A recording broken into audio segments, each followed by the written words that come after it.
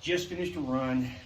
I've started running again just because I'm bored out of my mind. But I was listening to a podcast while I was running. It is called Impact Theory by Tom Ballou. Now, I will warn you, if you go and look that up, he's got some that have language in it.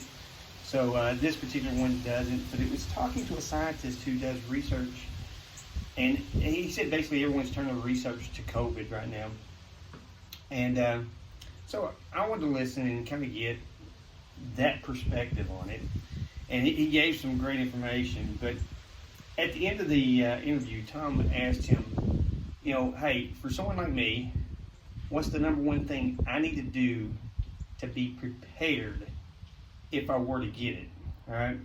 And what he said was, he didn't give one, he gave three things. All right. Number one, he said, if you smoke, stop. He said, we've seen very poor outcomes in people who smoke. Number two, he said, if you have diabetes or your blood sugar is high, you need to do everything you can to get that blood sugar lower.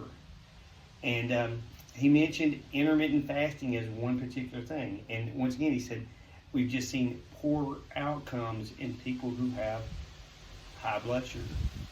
But he said if there's just one thing, one thing that he would tell people to do, he said that one thing would be move. He said being physically fit is the number one thing you can do to combat this thing.